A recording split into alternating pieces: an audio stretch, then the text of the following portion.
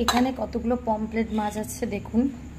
আজকে আমার হাজবেন্ডের জন্য এটা কি করব, একটুখানি বেক করব আমি, পোড়াবো, যেটা রোস্ট বলতে পারো, তন্দুর বলতে পারো, তন্দুরি বলে। এতে একটু আদা, রসুন, পেঁয়াজ আর টমেটোর পেস্ট হালকা দেওয়া আছে, নুন হলুদ দেওয়া আছে। এর মধ্যে দেবো আমি টক দই, অল্প দেবো, সামান্য, এই যে টক দই। অলিভ অয়েল থাকলে অলিভ অয়েল দিতে পারবেন, কেননা যেহেতু এটা ওয়েট লসের জন্য করা হচ্ছে। সামান্য দেবো আমচুর পাউডার,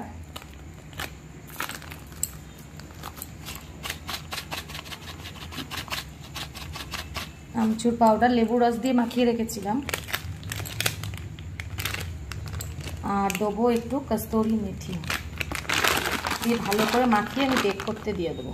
এই যে কস্তুরি মেথি ভালো করে হাতের সাহায্যে মাখিয়ে, এই যে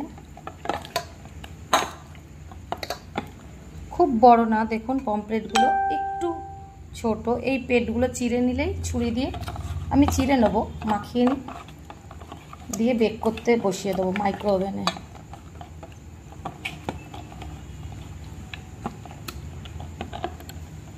যেহেতু দইটা দিয়েছি আমাদের তেল দিতে লাগবে না। এই যে এখানে আমি ওভেন প্রিহিট করতে দিয়ে দিয়েছি, দেখতেই পাচ্ছেন, এই যে 230 ডিগ্রিতে। আর আমি এই ফাংশনটা দিয়েছি, দেখে নাও, ফোকাস হচ্ছে, হ্যাঁ। আর এখন টাইম দিয়েছি আমি এই যে 20 মিনিট, এক পিঠ হয়ে যাবে, আবার উল্টে আবার দেবো 20 মিনিট। আর এদিকে ম্যারিনেটটা আমি প্লেটে ঢেলে নিয়েছি ভালো করে। এই যে ম্যারিনেট পমফ্রেটটা আমি চিড়ে দিয়েছি, এই যে চেরাটা দেখায়নি কিন্তু চিড়ে দিয়েছি ছুরি দিয়ে, তাহলে মশলাটা ঢুকবে। ট্রেটা আমি এবার বেক করতে ঢুকিয়ে দেবো। প্রিহিট হয়ে গেছে।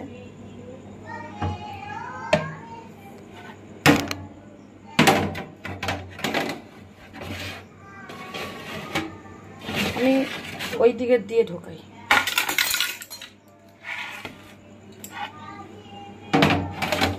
এই যে